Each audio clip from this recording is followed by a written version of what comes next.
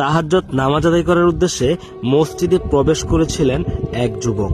তখন প্রায় আনুমানিক রাত 3টে বাজে। তার সাথে এমন একটা জিনের দুর্ধর্ষ ঘটনা ঘটে গিয়েছে, আমি গ্যারান্টি দিয়ে বলতে পারি যেটা দেখার পর আপনার চোখ কপালে উঠে যাবে। এমন একটা ভয়ানক ঘটনা যদি মসজিদের সিসি ক্যামেরায় রেকর্ড না হতো, তাহলে হয়তোবা আমরা মসজিদের এই গোপন রহস্য সম্পর্কে একদমই জানতে পারতাম না। চলুন এবার আসল ঘটনা সম্পর্কে কথা বলা যাক। এই গভীর রাতে আমরা মসজিদের 2জন লোককে দেখতে পাচ্ছি। একজন শুয়ে আছেন, তিনি হলেন মসজিদের ইমাম সাহেব। অপরজন ব্যক্তি মসজিদে এসেছেন তাহাজ্জুদের নামাজ আদায় করতে। এতক্ষণে তিনি 2 রাকাত তাহাজ্জুদের নামাজ আদায় করে ফেলেছেন। কিন্তু এক পর্যায়ে তার হাতে আমরা ফোন লক্ষ্য করতে পারছি। আসলে এই গভীর রাতে তাহাজ্জুদের সময় মসজিদে ফোন ব্যবহার করাটা কতটা যুক্তিসঙ্গত। তিনি সম্ভবত মসজিদের ভিতরটা তার ফোনের ক্যামেরা দ্বারা ভিডিও করছেন। আমার মনে হয় মসজিদের ভিতরে যে জিন থাকে, এই বিষয়টা সম্পর্কে তার ন্যূনতম ধারণা নেই। আমরা অনেক সময় মসজিদের ভিতরে গিয়ে এমন কিছু ভুল করে ফেলি, যেই ভুলের মাসুল আমাদের জীবন দিয়ে দিতে হয়। ভিডিওটি না টেনে দেখতে থাকুন, আসল ঘটনা এখনই দেখতে পারবেন।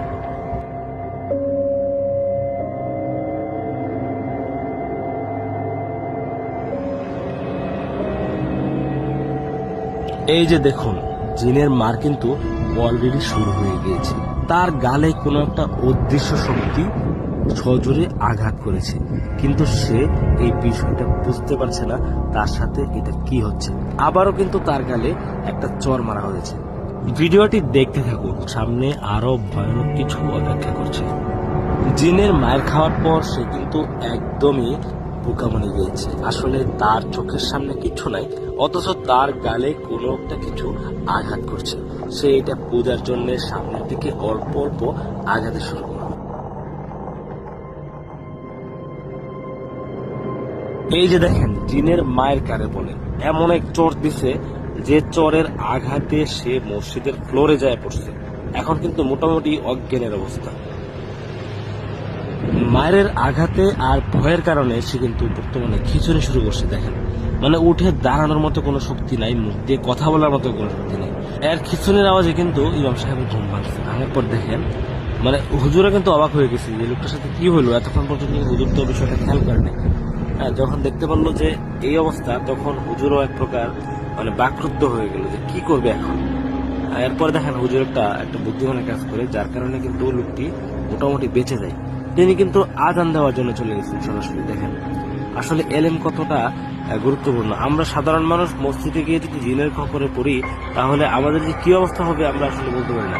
উনি কিন্তু বুদ্ধি করে আসলে এলেম থাকার কারণে কিন্তু তিনি আজান দেওয়া শুরু করছেন।